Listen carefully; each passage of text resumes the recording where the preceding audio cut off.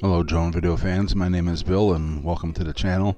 It's been over 2 months since my last video due to a lot of things being shut down due to the COVID-19 situation, but things weren't too bad here in Ohio, but we took some time off, did a lot of bicycle riding, and we finally decided to get out and do a shoot here to wind and close out this project that we were watching, the building of this new dam and eel trap.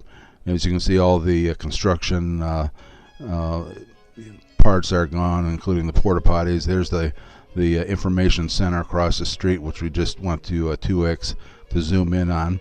But there was trailers here where this parking lot is, and porta potties and all kinds of stuff, and it was all fenced off. So now it's kind of back to normal. They got some nice benches out in the area, which they replanted over with grass. So they've done quite a nice job on the niceties here. And I raised up a little bit for those of you that fly with downward sonic sensors. It's good to be at least 20 feet above any kind of glassy water that you're going to be flying over, just so, because sometimes those sensors get a little bit tricked out by looking down at glassy water. So we're coming out here and we're going to take a look at this part of the dam where they did an improvement.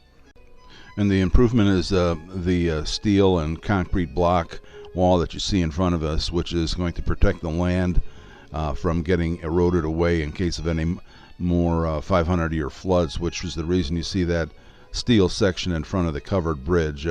Back in 1913, there was such a huge flood, it wiped out all that land right in front of the bridge and took part of the bridge with it. So hopefully now that they got that settled, they can rebuild that part of the bridge. Now we're coming up on the newly constructed dam and eel trap.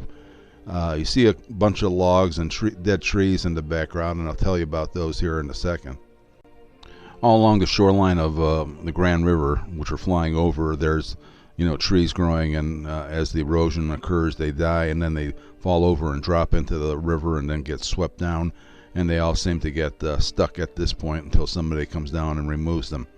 We're over the top of the two-tiered dam and eel trap system here, and each of those drops, those vertical drops, are 3 to 4 feet high.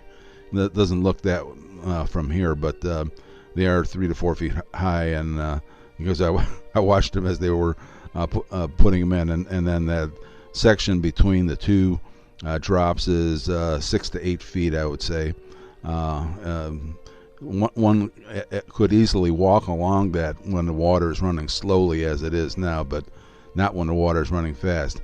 I looked down and I saw a couple of young guys fishing on the far southern wall, and I wanted to take a closer look at it, and we're going to point out an interesting point there once we get a little bit closer. If you'll notice, the guy on the right side, right below him, it looks like a little square, a little cutout in the wall, and that goes straight through to a pit on the other side of the wall. And I'm thinking that what they figure is that the eels will get tired of trying to go over that eel trap or dam, and we're going to drop down here and you'll see that little hole here in a second, and then they'll swim through that hole and fall into the pit that's right behind there. That's a speculation on my part. They also have a quarter-ton hoist both on this side and on the other side, and I'm not exactly sure what those are there for. I couldn't quite figure out. There's steps that you can see, like a ring ladder leading down to that, so I'm figuring that's how those guys got down there. But we're making a slow pan here and looking upriver, away from Lake Erie, on the Grand River here, and we're going to turn around and head back along the same route that we took. Again, those our trees are there because they got they died along the shoreline and fell over and then got washed down and hung up where they are now. Every once in a while they come down and clean those out. We're at 2x zoom right now, and we're going to just traverse this area again so that you get a good look at the construction of this dam.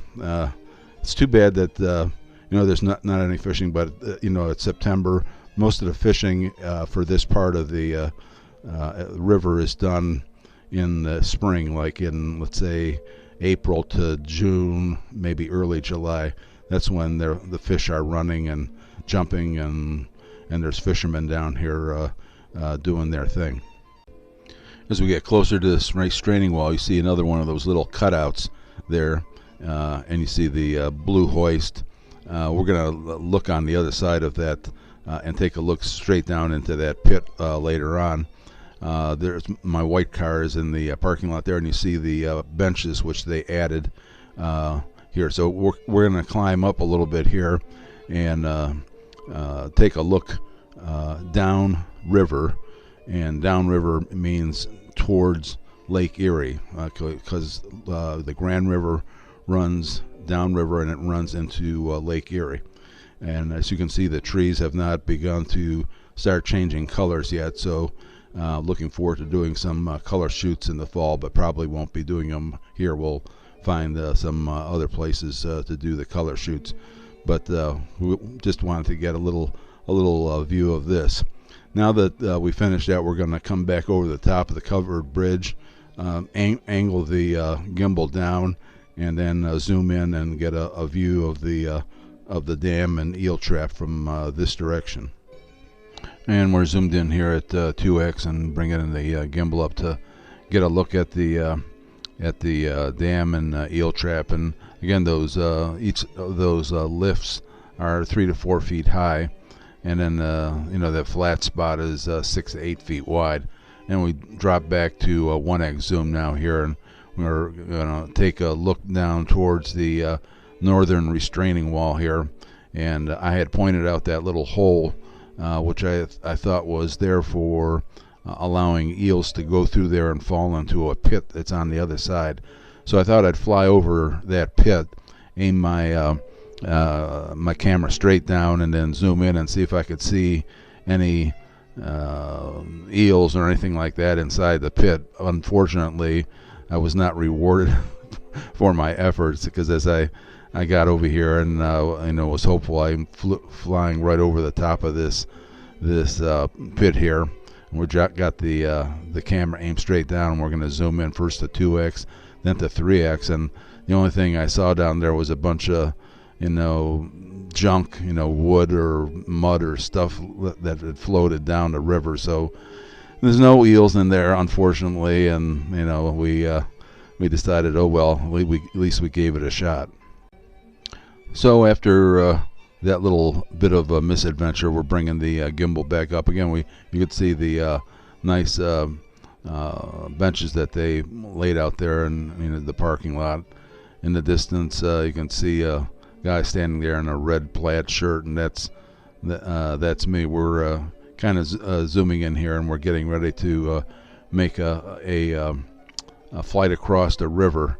Now you know that the Evo 1 has what they call a ludicrous speed mode, which we can go up to 45 miles an hour, but we just had it in standard mode here, and we're going to shoot across the river at 22 miles an hour straight towards the other side, and it covers the distance pretty quickly. So before we got to the other side, and just as we were crossing this land bridge over here, we let off the forward stick so we didn't go crashing into the trees, even though the Evo has obstacle avoidance.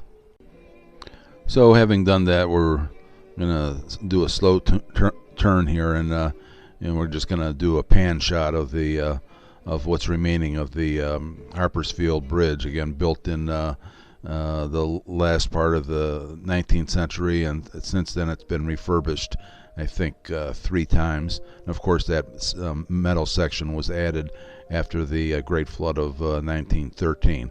So we're going to head back now across the river, but we won't show that part. We're just going to show us coming in for a landing. There's me standing there getting ready, and I always spin it around and come in backwards to avoid getting optical avoidance interference. Anyways, I'm glad to have been able to share this wrap up with you, and hopefully we'll get out there and start getting more videos up.